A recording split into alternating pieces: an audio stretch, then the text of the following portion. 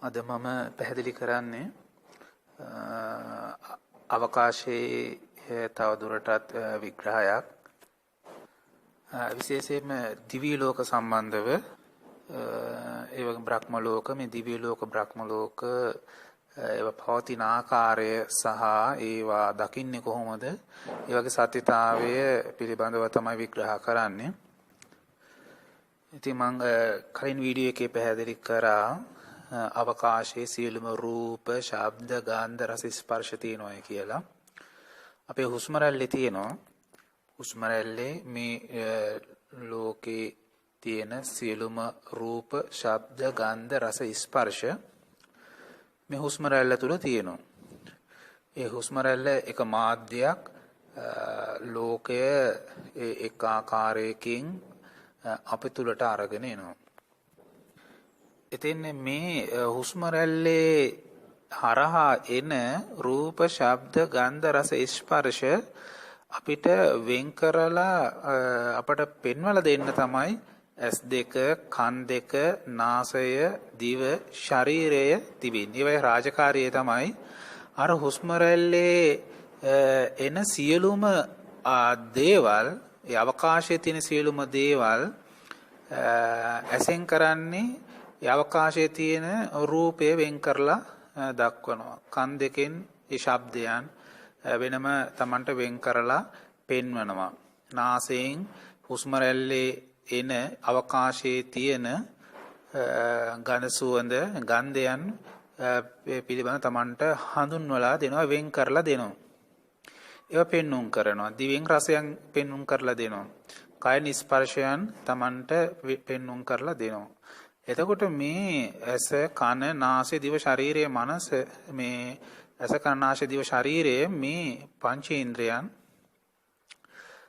ඒවා ඒ පහ අර හුස්ම රැල්ලේ තිබෙන හුස්ම රැල්ල තමයි තමන්ගේ ප්‍රාණය තමයි වෙන් කරලා හඳුනාගන්නේ. එතකොට මේ ඇස යොමු වෙලා තිබෙන්නේ තමන්ගේ හුස්ම රැල්ල වෙතට. කන් දෙකත් එහෙමයි. නාසය, දිව, ශරීරය තමන්ගේ හුස්ම රැල්ල වෙතට අවධානය යොමු කරගෙන පවතින සම්බන්ධතාවයක් තියෙනවා. තමන්ගේ S2යි හුස්ම රැල්ලයි අතර ප්‍රබල සම්බන්ධතාවයක් තිබෙනවා. එතන විශාල බලයකින් තමයි ඥානයකින්, විශේෂිත ඥානයකින් සම්බන්ධ වෙනවා. කන් දෙකත් එහෙමයි. ඒ කන් දෙක හඬ සම්බන්ධ ඥානයකින් තමයි මේ හුස්ම රැල්ල දිහා බලාගෙන ඉන්නේ. ඒ අවධානය, ඇසේ අවධානය තියෙන තමන්ගේ හුස්ම රැල්ලට. කන් දෙකේ අවධානය තියෙන තමන්ගේ හුස්ම රැල්ලට තමයි ඒව එකට එක පිහිටලා තියෙන්නේ. ඒ හුස්ම රැල්ල තමන්ගේ S2 හුස්ම රැල්ල මත පිහිටලා තියෙනවා. කන් දෙකත් එහෙමයි තමන්ගේ හුස්ම රැල්ල මත පිහිටලා තියෙනවා. ඒ ඥාන බලයකින් තමයි මේ පිහිටීම සිද්ධ වෙලා තියෙන්නේ. හුස්ම රැල්ල ඇතුළට එනකොටම ඒ තුල තිබෙන අවකාශයේ තිබෙන මේ රූපය හඳුනා ගන්නවා. කන් දෙකේ විසින් ශබ්දය හඳුනා ගන්නවා. ඉතින් මේ හුස්ම රැල්ලේ තියෙන්නේ මේක අවකාශ ධාතු, අවකාශ ලෝකය. අවකාශ ලෝකය කිව්වහම මනුස්ස ලෝකයේ විතරක් නෙමෙයි. අවකාශ ලෝකයේ හැම ලෝකයක්ම තියෙනවා. මනුෂ්‍ය ලෝකය, දිව්‍ය ලෝක, බ්‍රහ්ම ලෝක, අරූප ලෝක.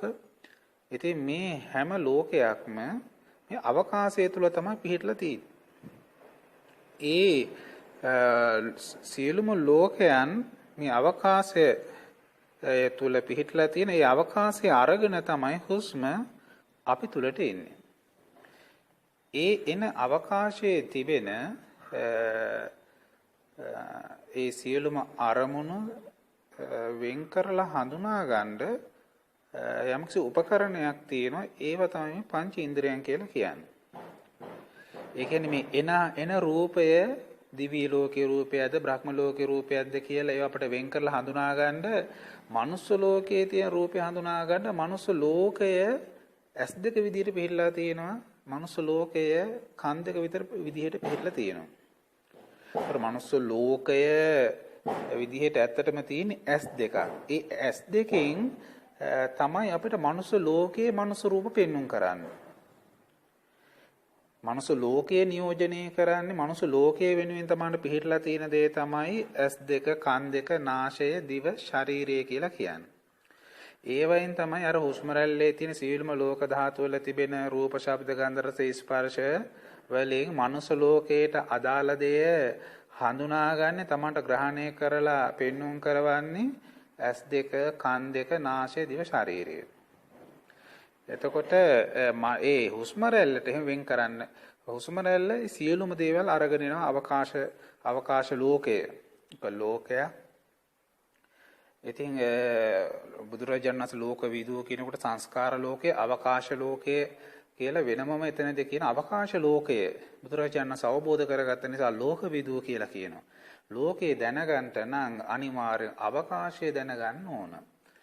අපට S2කට පේන්නේ හිස් දෙයක් විතරයි. අපට මොනවත් පේන්නේ කියන එකයි. අවකාශයේ අපේ අවකාශයට අපි දකින්නේ හිස් දෙයක්.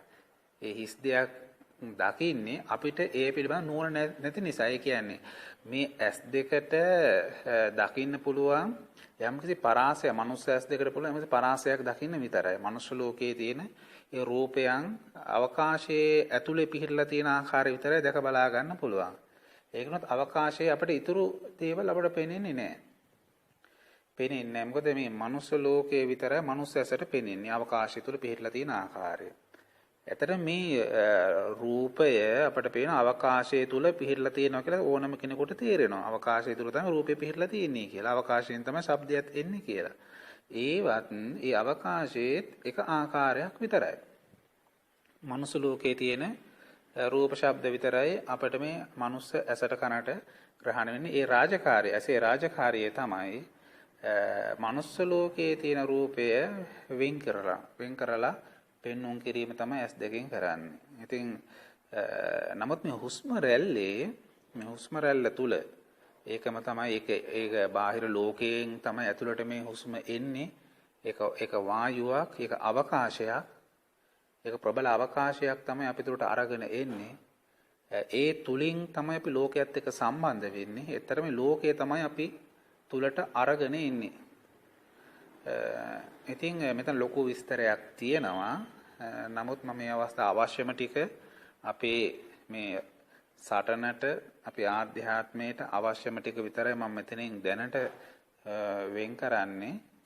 වෙන් කරලා මේ මාර්ගය සකස් කරන්නේ අපේ නිර්වාණයට අදාළ කොටස විතරයි. නැත්නම් අවකාශ ලෝකයේ අපිට හිතා ගන්න බැරි තරම් විවරණය කරන්න බැරි තරම් මහා සංකීර්ණ දෙයක්. ඉතින් මම මේ පියවරෙන් පියවරට රාජාංගෝ කරා අරගෙන යන සක්විති සටන කරා අපි ගමන් කරනවා. ඉතින් ඒ ගමන් මාර්ගය තමයි මේ අපි ගමන් කරන්නේ. ඉතින් අතීතේ හිටිය ප්‍රබල චරිත අතීතේ ආකාශචාරී අය හිටියන් දිවි ලෝකයට යන අය හිටියා. අසිත තාපසතුමා දහවල් කාලේ දිවා විහරණයට දෙව්ලෝ යනවායි කියලා ධර්මයේ සඳහන් වෙනවා. ඉතින් රහතන් වහන්සේලා දිවි ලෝක වැඩම කරලා තියෙනවා. බුදුරජාණන් වහන්සේ දෙව්ලෝ වැඩම කරලා තියෙනවා. මුගලන් හාමුදුරුවෝ ඔය විමානවත්තු ඒ වගේ දිවි ලෝකවල විස්තර දිවි ලෝකයට ගිහිල්ලා ඒ දෙවියන් මුණ ගැහිලා එයාගේ විස්තර අහගෙන ඇවිල්ලා ජනතාවට දේශනා කරනවා. ඒ නිසා අන්‍ය තීර්ථකයන්ට වෙනත් ආගමිකයන්ට හාල් බත්තටයක්වත් හම්බුන්නේ නැහැ කියලා කියන ඒ වෛරයක් තිබිලා තියෙනවා. ඉතින් ඒ විදිහට ඉස්සර පුරාණේ ජීවත් වුණු ඒ ජන කොට්ටාසයන් ප්‍රබල විදිහට මේ අවකාශයත් එක්ක ගනුදෙනු කරලා තියෙනවා. අවකාශය ඒ අය අධ්‍යයනය කරලා අවකාශය පරිහරණය කරලා තියෙනවා. අවකාශයේ රසය විඳලා තියෙනවා. ප්‍රබල චරිත. නමුත් අද අපිට අවකාශයේ හැටියට අපට පේන්නේ හිස් දෙයක් විතරයි. අවකාශය කියන්නේ විශාල විද්‍යාවක්. විද්‍යාවක් බුදුරජාණන් වහන්සේත් ත්‍රිවිද්‍යාවන් වලටපත් වුණා. ඉතින් අනන්ත විද්‍යාවන් මේ අවකාශය තුල තියෙනවා. අවකාශය තුල තියෙනවා. ඉතින් අපිට ග්‍රහණය කරගන්න පුළුවන් යම්කිසි පරාසයක් තියෙනවා.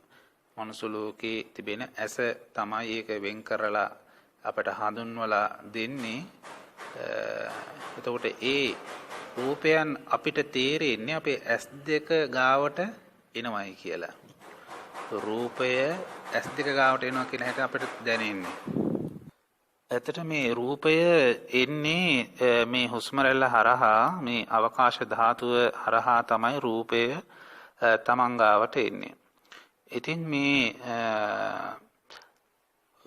රූපය අපිට ඒ අවකාශ ධාතුවෙන්ම දැක බලා ගන්න පුළුවන්. ඉස්සර අය ඒ විදිහේ ක්‍රම තමයි අනුගමනය කළේ. ඇස් දෙකෙන් මේ රූපය දකින්න පුළුවන් එක සීමාවක් තියෙනවා. නමුත් සියලුම රූප හුස්ම රැල්ල හරහා Taman තුලට එන නිසා එතනින්ම අපිට මේ සියලුම රූප දැක බලා ගන්න පුළුවන්.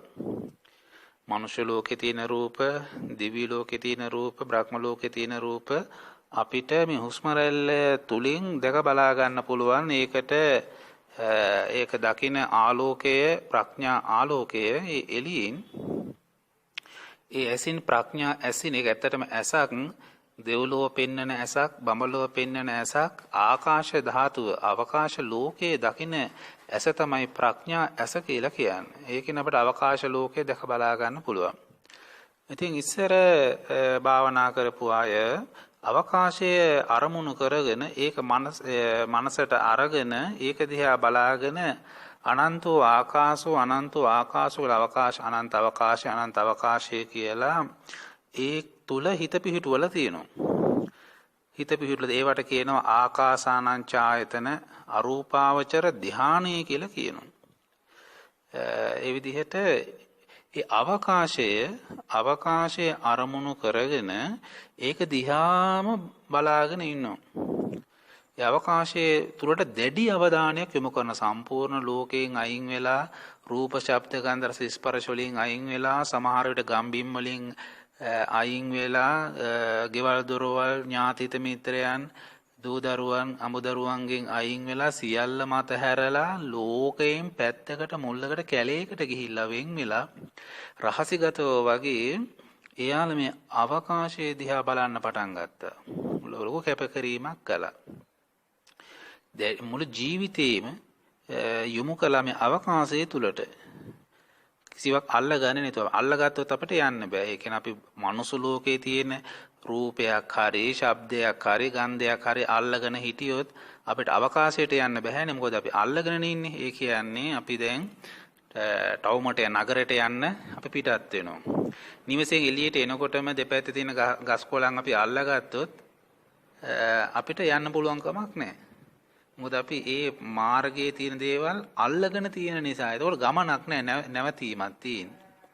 අපි ගෙදර ඉඳන් නගරයට යනකොට අපි යන්නේ දෙපැත්තේ තියෙන දේවල් අතහැර තමයි යන්නේ.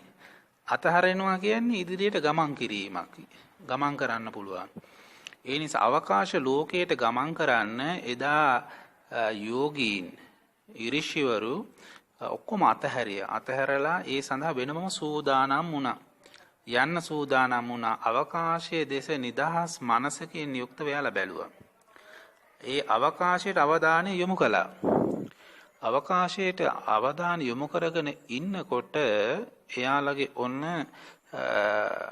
ඒ අයට සමාධියක් එකඟතාවයක් ඔන්න හිතේ හටගන්නු. අවකාශයේ තුල පැහැදිලිතාවයක් දැඩි අවධානයක් හිත ඇදලා ගන්න ගතියක් ඒ අය තුල පහළ වෙනවා. එතකොට එහෙම ඉන්නකොට ඒ අයට ඒක දැඩිව ඒ අය ඒක දියුණු කරනවා. අවකාශයේ දිහා බලාගෙන ඉඳලා ඒක වර්ධනේ බලවත් කරනවා. නිතරම සම්පූර්ණ ජීවිතේ මේකට යොමු කරවලා වෙනත් කිසිම දෙයක්ම කරන්නේ නැතුව අවකාශයටම ගිහිල්ලා අවකාශයේ දිහා බලාගෙන ඉන්නකොට විශාල බලයක් අවදි වෙන්න පටන් ගන්නවා. ආලෝකයක් පහළ වෙනවා. ප්‍රඥා ඇස ඒ අයට පහළ වෙනවා. ඒ ප්‍රඥා ඇස පහළ වෙන්නේ අවකාශ ධාතුව තුලින්. අවකාශයේ තුලින් තමයි මේ ප්‍රඥා ඇස පහළ වෙන්නේ. අවකාශ දිහා බලාගෙන ඉන්නකොට.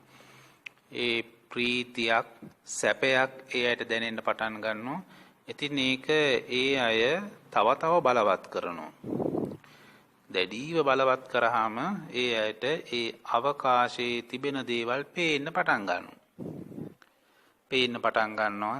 දිව්‍යමය අවකාශය ඒ අයට පේනවා. බ්‍රහ්මමය අවකාශය ඒ අයට පේනවා. අවකාශය තුලින් තමයි අපිට ඒ ලෝකයන් වලට ගමන් කරන්න පුළුවන් වෙන්නේ. ඒ වගේම එන රූපත් දකින්න පුළුවන්. ඒ රූපයක් අරමුණු කරගෙන ඒ හුස්ම රැල්ලේ තියෙන හුස්ම රැල්ලෙන් එන පඨවි ධාතුව, ආපෝ ධාතුව, තේජෝ වායෝ කියන මේ රූප කොටාස හුස්ම රැල්ල හරහා එනවා. එතකොට ඒ තුල තියෙන ඒ පඨවි ධාතුව අපි S2 පියාගෙන ඒ දිහා බලනවා. S2කින් බලන්නේ S2 පියාගෙන හුස්ම රැල්ලේ තියෙන පඨවි ධාතුව දෙස බලනවා. එන පඨවි ධාතුව ඒ අවකාශය තුල තියෙන පඨවි ධාතුව දිහා බලාගෙන ඉන්නකොට බොහෝ සෙයින් දැඩිව අවධානය යොමු කරලා අනිත් බාහිර සම්පූර්ණ ලෝකය අතහැරලා ඒවෙන් නිදහස් වෙලා පඨවි ධාතුව දිහා බලාගෙන ඉන්න හොඳට පඨවි ධාතුව ප්‍රකට වෙනවා. ඒ පඨවි ධාතුවෙන් අපිට දැක බලා ගන්න පුළුවන් මේ තුන් ලෝකේම තියෙන රූප.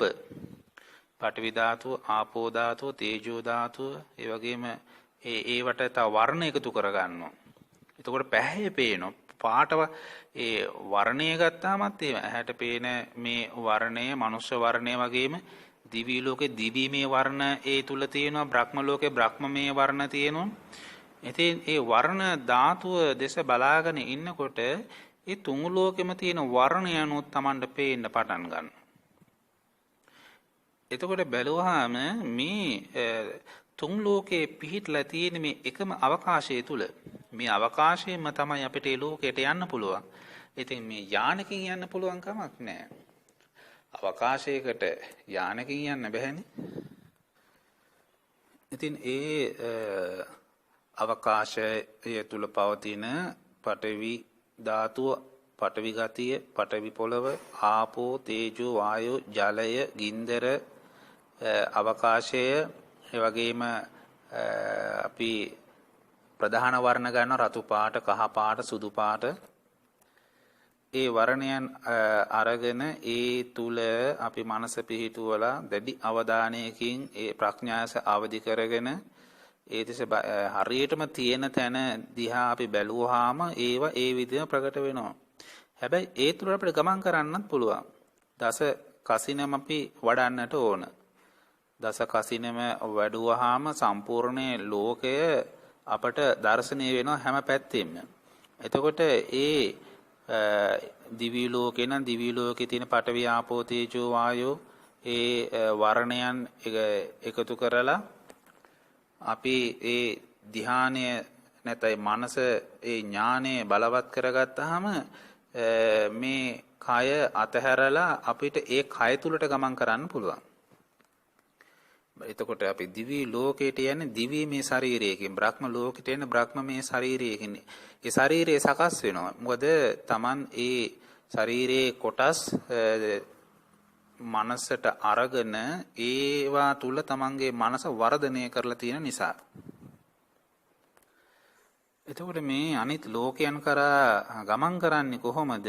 මේ හුස්ම රැල්ලෙන් තමයි ඒ තුලට ගමන් කරන්නේ. එතකොට තමන්ගේ ප්‍රාණය අදිෂ්ඨාන කරලා ප්‍රාණය මත පදනම් කරගෙන තමන්ගේ හුස්ම පදනම් කරගෙන තමයි ඒ ලෝකයේත් එක්ක ගනුදෙනු කරන්නේ.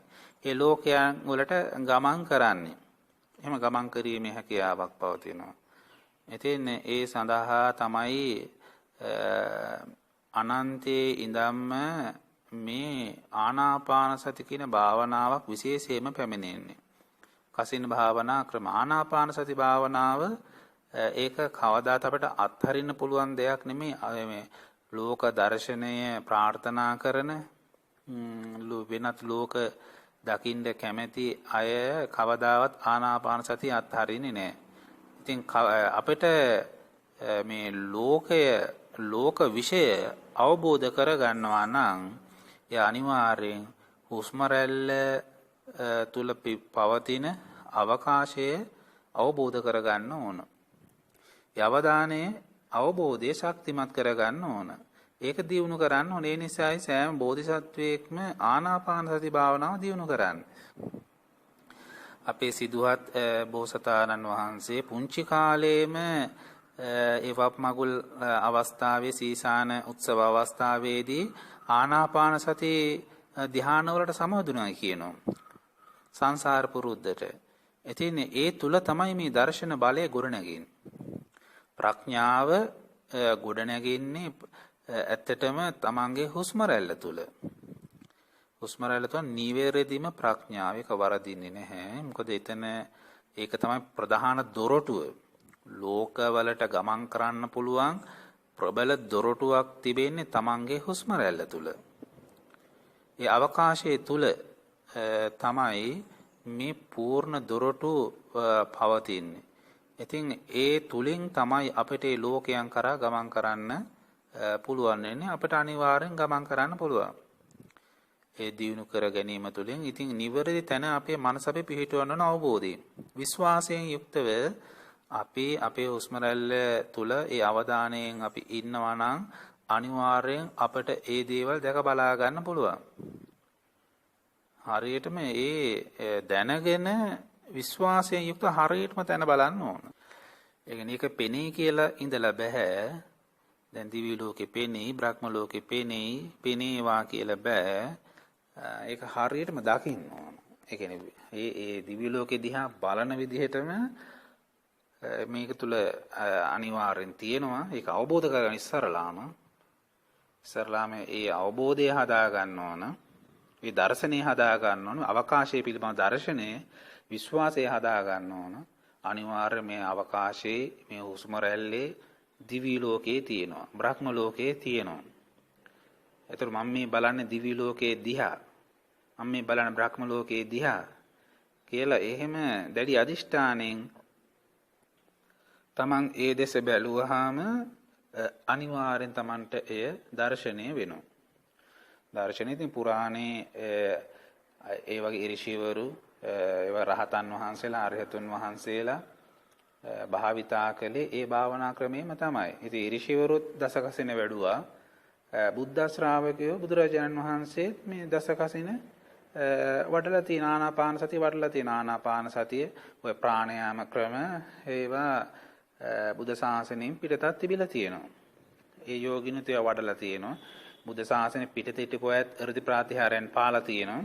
ඉතින් එක් අවස්ථාවක ගංගාකින් එතර වෙන්න බුදුරජාණන් වහන්සේ ශ්‍රාවකයෝයි ගඟ ළඟට ආවා. ඉතින් ගඟ ළඟට ඇවිල්ලා ඔරුවක් එනකන් බුදුරජාණන් වහන්සේ ශ්‍රාවකයෝ මෙහා ඉවුරේ ඉන්නවා. එතෙන්ට ආවා යෝගියෙක් ආවා. එයා වතුරේ ඇවිදගෙන එහා පැත්තට ගියයි කියනවා.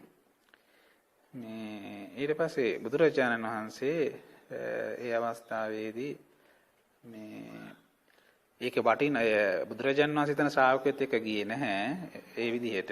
නමුත් ඒ ඔරුවේ එහා පැත්තට බුදුරජාණන් වහන්සේ වැඩම කරලා ඊට පස්සේ ඒ වේතනේ ඒ කියන්නේ ඊතර කරවන්න කීයක් එහෙම අය කරනවද කියලා අහලා ශ්‍රාවකයා ගන්න දේශනා කළා. ඉරදීන් ජලයෙන් ගමන් කිරීමේ වටිනාකම මෙන්න මේ මුදලේ ප්‍රමාණය මේ අය කිරීමේ ප්‍රමාණය පමණයි එතන තියෙන්නේ කියලා බුදුහාමුදුරුවෝ ඒක දේශනා කළා. ඒකේ ප්‍රාතිහාර පෑම එහෙම එතන ලොකු වටිනාකමක් නැහැ කියන එක තමයි එතන බුදුරජාණන් වහන්සේ දේශනා කරා කියලා තියෙන්නේ. ඒ කියන්නේ අත්ුක්කංසන පරවම්බන වලට පිරිසක් හෙලා දකින්නවා. තමන්ගේ ආත්මය හුවා දක්වන්න කෙනෙක් ඒ පැත්ත ප්‍රයෝජනයට ගන්නවා නම් ඒක අඩු වටිනාකමකින් යුක්ත බලයක් කියලා තමයි බුදුරජාණන් වහන්සේ එතනදී දේශනා කරන්නේ. ඒ වගේ මේ පිටතත් හිටිය අයෝගෙන් බුදුහාමර බුදු වෙන්න කලින් අසිත තාපසතුමා දෙව්ලොව ගියා. ඒ අය භාවිතා දැන් අසිත තාපසතුමා අරූපාවචර ධ්‍යාන තමයි වඩලා තියෙන්නේ.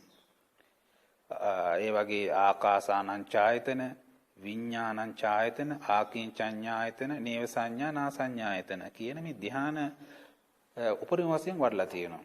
ඒ නිසා යා දුකටපත් උනායි කියන බුදුහාමුදුරුවන්ගේ අනාගතේ බෝධිසත්වයන්ගේ අනාගතය දැකලා බෝධිසත්වය බුද්ධත්වයටපත් වෙනකොට තමන් අරූපාවචර ලෝකේ පණහන්න බැරි නිවන් දකින්න බැරි සිත විතරක් පවතින නේව සංඥා නාසඤ්ඤායතන කියන භවග්‍රේ තමන් උපදිනවයි කියලා 84000ක් විතර මහා කල්පවල ආශය තිබෙනවා. බුදුවරු ලක්ෂ ගණන් සමහරට පහළ වෙන්න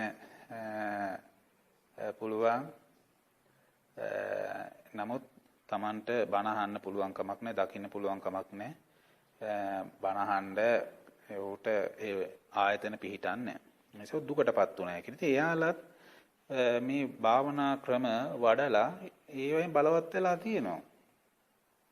එතනත් එයාලා කියන්නේ මේ අවකාශයේ තමයි එයාලා වඩලා තියෙන. අසේ තාපසතුමා දෙව්ලොව යන භාවනා ක්‍රමයේ ඒ ක්‍රමයේ දිනු කරලා තින්නේ කොහමද? එයාත් අරූපාවචර ධ්‍යාන වඩලා තියෙනවා. මේ අරූපාවචර ධ්‍යානය හරහා තමයි ඒ අවකාශයේ හරහා තමයි අනිත් ලෝකවලට ගමන් කරන්න පුළුවන් වෙන්නේ. ඉතින් එයාලා ඒ අවකාශය අරමුණු කරගෙන අනන්ත අවකාශෝ කියලා වඩනවා. ඊට පස්සේ ඒ අවකාශයත් එයාලා ආක්‍රමණය කරනවා. අවකාශය තුර ගමන් කරන අවකාශයේ ඊට පස්සේ වඩන්නේ විඥානං ඡායතන. අවකාශයේ පුරා පැතිරලා තියෙන විඥාන. මනුස්සයන්ගේ විඥාන, දෙවියන්ගේ විඥාන, බ්‍රහ්මයන්ගේ විඥාන. ඒ විදිහට දැන් සාමාන්‍ය වර්තමානයේ නම් වඩන්නේ තමන්ගේ මනුස්සයාගේම විඥාන, තමන්ගේම විඥානෙ විතර අරමුණු කරගන්න. විඥානං ඡායතනේ කියලා දැන් අවකාශය අපි අරමුණු කර අනන්ත අවකාශෝ කියලා වඩනවා. එතකොට එතනදී සාමාන්‍ය කෙනෙක් දකින්නේ තමන්ට පේන අවකාශය. මනුස්ස ලෝකේ තියෙන මනුස්ස අවකාශය විතර අරමුණු කරගන්න. ඊයක දිහා බලාගෙන අභිඥා වඩන්න කියලා වැඩුවට මනුස්ස ලෝකයේ විතරයි එයා පිහිටන්නේ. මොකද එයා මනුස්ස ලෝකයේ තිබෙන අවකාශය විතර එයා තේරුම් ගන්නෙ. මේක තමයි අවකාශය කියලා එයා මනුෂ්‍ය ලෝකයේ විතරක් අරමුණු කරගෙන එහෙම ඒ අවකාශය තුළ හිත පිහිටුවලා ධ්‍යාන වඩන නම සාමාන්‍ය ධ්‍යානයක් තමයි යාලට වර්ධනය වෙන්නේ. විඥානේ ඒ අවකාශය අරමුණු කරගත තමන්ගේ විඥානේ විතර අරමුණු කරගන්න. ඒතර තමන්ගේ මනුස්ස විඥාණයෙන් එහාට යන්න පුළුවන් කමක් නැහැ. ඒක බොහෝසෙන් අධික ලෙසින් වැඩුවොත් තමයි කෙනෙකුට අර පෙර පුරුද්දට වගේ සමහර විට යන්න පුළුවන්. එහෙම නැති වුණොත් එයාට යන්නේ නැහැ. එයා අරමුණු කරගන්න නැති නිසා. ඒ පිළිබඳ දැනුමක් අවබෝධයක් ප්‍රඥාවක් නැති නිසා, දකින්න නැති නිසා. ඒ වගේම ආකින්චඤ්ඤායතනෙ නත්ති කිංචි නත්ති කිංචි කියලා කිසිවක් නැහැ කියලා. එතකොට එහෙම අරමුණු කරගන්නවා. එතකොට ඒ සම්පූර්ණ විඥාණයෙන් අභිභවා යනවා. නේව සංඥා නාසඤ්ඤායතන ඊට පස්සේ ඒ සංඥාවේ ඇති නැති ස්වභාවය අරමුණු කරගෙන ඊට පස්සේ යාලා භව අග්‍රේටම අවකාශ ධාතුවේ මුලටම යාලා ගමන් කරනවා. ඉතින් ඒ විදිහට එහෙම එහා මෙහා ගමන් කරන්න මනස පුරුදු කරනවා. බලවත් කරනවා. ඊට පස්සේ මේ කයත් අතහැරලා මේ ප්‍රාණය අරගෙන මේ ප්‍රාණය තුලින් ඒ ලෝකවල සැරිසරන්න පුළුවන්. ප්‍රාණය තියෙන්න ඕන. ඒ ප්‍රාණය ඒ හුස්ම රැල්ලත් අරගෙන තමයි ඒ ලෝක ධාතුන් වලට ගමන් කරන්න ඒ ශක්තිය ලැබෙන්නේ. ඒ ප්‍රාණය තුලින් තමයි ප්‍රාණය පාදක කරගෙන ප්‍රාණය ශරීර කරගෙන. ප්‍රාණය හුස්ම රැල්ල තමයි යාගේ ශරීරය. අවකාශය තමයි ශරීරය. ඒක ශරීරයක් බවට පත් කරගෙන තමයි ඒ තැන් වලට ඒ අවකාශය හරහා ගමන් කරන්න පුළුවන් වෙන්නේ. ඉතින් ඒ විදිහට අනිවාර්යෙන් ගමන් කරන්න පුළුවන්. මේක විශාල විෂයක්. ඉතින් මේකත් මේ ලෝකයේ තිබෙන එක සත්‍යතාවයක් තමයි මම මේ පැහැදිලි කළේ. ලෝකය අවබෝධ කරගන්න. මේ ලෝකය අපි අවබෝධ කර ගැනීම තුළින් තමයි අපිට මේ නිදහස් වෙන්න පුළුවන් වෙන්නේ. නිදහස් වෙන්න අපි ලෝකයේ ගැඹුරට අභ්‍යන්තරයට ගමන් කරන්න ඕන. මුලට ගමන් කරන්න ඕන. ලෝකයේ කෙළවරට ගමන් කරන්න ඕන. අවකාශ ලෝකයේ අපි තරණය කරන්න ඕන. ඒක මේ S2කින් පේන අවකාශය නෙමෙයි. S2කින් මේ අවකාශය තරණය කරන්න බෑ. අවකාශයේ ලෝකයේ අභ්‍යන්තරයට ගමන් කරන්න ඕන ප්‍රඥා ඇසින්. ඒ ගමන් කරලා අවකාශ ලෝකයේ අපි ලෝකයේ යථාර්ථය දකින්න නම් අවකාශ ලෝකයට ගිහලා අවකාශ ලෝකයෙන් මේ සියලුම ලෝකවල යථාර්ථය දැකලා අවබෝධ කරගෙන තහවුරු කර ගැනීම තුලින් තමයි අපිට මේ දුකෙන් නිදහස් වෙන්නට පුළුවන් වෙන්නේ. ඕක තමයි දුක තියෙන තැන. අපේ හුස්ම රැල්ලට දුක දැනෙන්නේ ඒකයි. අපේ හුස්ම රැල්ලට දුකක් දැනෙනවා, අපේ හුස්ම රැල්ලට සැපක් දැනෙනවා. මොකද එතන විශාල දෙයක් තියෙන නිසා. නිකම්ම හුස්මක් නිකම්ම වාතයක් එනවා නෙමෙයි. එතන සිද්ධියක් තියෙනවා. දුකක් දැනෙනවා. දුකක් දැනෙනවා. ඒ දුකක් පවතින නිසා තමයි එතන දුකක් පවතින නිසා තමයි අපිට එතන දුකක් දැනෙන්නේ. ඉතින් ඒ දුක කියන්නේ තුන් ලෝකයේම දුක ඔය හුස්ම රැල්ල තුල පවතිනවා. ඉතින් එතන අපි ඇසුරු කළ යුතු අවබෝධ කරගත යුතු සිතන්න ඕන දෙයක් මම මේ සූත්‍ර ධර්ම විදිහට ධර්ම කොටාස විදිහට මම කෙටියෙන් මේ හඳුන්වාගෙන යන්නේ ලොකු ගමනක් යන්න තියෙන නිසා එක තැනක නතර වෙන්න බෑ. ඒ කියන්නේ මෙතනදී අපිට මේ වගේ අවකාශයේ සැකැස්මම විතරක් විග්‍රහ කර ඒව දිහා බලාමින් ඉන්න බෑ. ඒ කියන්නේ දිවිල කොහොමද හැදිලා තියෙන්නේ? දෙවියන්ගේ කොහොමද ස්වરૂපය? කතා කරන්න පුළුවන්ද? ඉතින් එකම තැනක නතර වෙන්න බෑ. එහෙම වුණොත් මේ අවශ්‍ය ප්‍රමාණ නිකම්ම කිවිල යනවා. ඒ නිසා අපේ අදිෂ්ඨානයක් තියෙනවා. මේ හැමදේම අපි දැක බලාගෙන අපි මේ සූදානම් වෙන්නේ චක්‍රවර්ති සටනකට. අපි ලෝකයේ ආක්‍රමණය කරලා අධර්මයේ නැති කරලා අපි මේ ධර්මයේ ලෝකේ පුරාම ව්‍යාප්ත කරන්න ඕන. හැමෝටම මේ සැනසීම ලබා දෙන්න මේ යථාර්ථය අවබෝධ කරලා දීලා ඒ අය මේ දුකෙන් නිදහස් කරවන්නට ඕන. ඒක තමයි අපේ අදිෂ්ඨානය. ඉතින් එතෙන්ට යන්න අපේ මේ ආධ්‍යාත්මය අරගෙන තමයි යන්න ඕන. ඒ නිසා මේක ධනයක්. දැන් අදත් මම විශාල ධන කොට්ටාසයක් ධන බලයක් තමයි අද මම ඉස්මතු කරලා දුන්න විශාල ධනයක් තමයි ලබා දුන්නේ. මේ විදිහට අපි ධනෙ රැස් කරගන්න ඕන. අවකාශයේ තියෙන ධන විශාල ධනයක්. ඉතින් මේ ධනයත් අරගෙන තමයි අපි මේ ධර්ම රාජ්‍ය ගොඩනගන්න යන්න ඕන. ධර්ම රාජ්‍ය විශාල ධනයක් තමයි මේ ඥාන බලය කියලා කියන්නේ. ඉතින් අපි සූදානම් වීමක් තමයි තවම මේක අවබෝධ කරගන්න ඒකාන්තයෙන්ම මම ඔය පෙන්වන මාර්ගයේ හැමෝටම ගමන් කරන්න පුළුවන්. අද මම පැහැදිලි කරන්නේ